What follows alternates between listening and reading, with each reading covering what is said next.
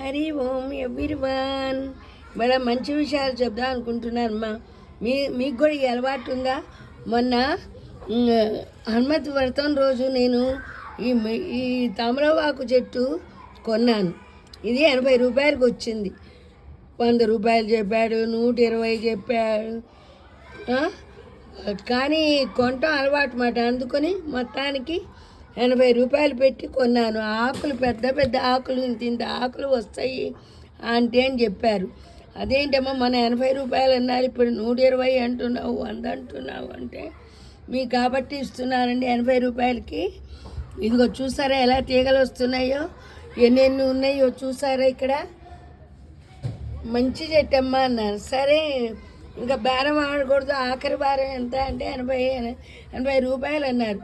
అంటే $1.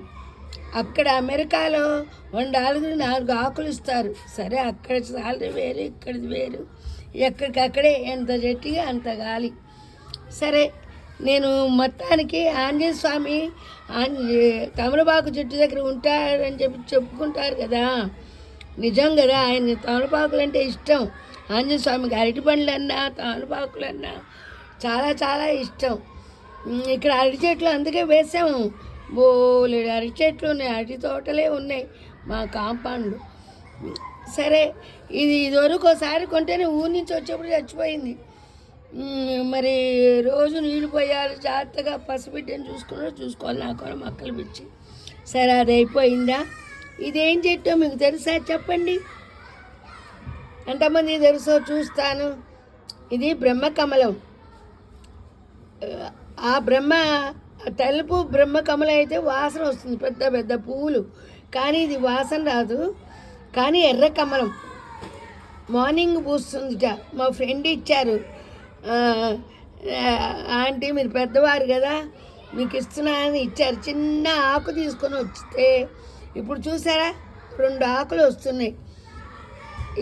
ఇదో ఆకు, ఇదో ఆకు. మీకు ఎందుకు చూపిస్తున్నానంటే మీరందరూ కూడా ఈ పువ్వు నేను చూడాలి, నాకు ఇష్టం. వినాయకుడు ఇది పగలు పూస్తుందిట. ఆ బ్రహ్మకమలం అయితే రాత్రి పూస్తుంది కాబట్టి మేము చెట్టుకే ఉంచేవాళ్ళం. ఇది పగలు పూస్తుందిట. పూస్తే బాగుండు, నా వినాయకుడికి పెట్టచ్చు. మీరేమంటారు? మీకు కూడా మొక్కలు కొనే అలవాటు ఉందా? ఈసారి నాకు పెద్ద కోరిక ఉంది, అది ఇప్పుడే చెప్పను, తర్వాత చెప్తానే ఉంటా. మీ శ్రీదేవి. Like and share.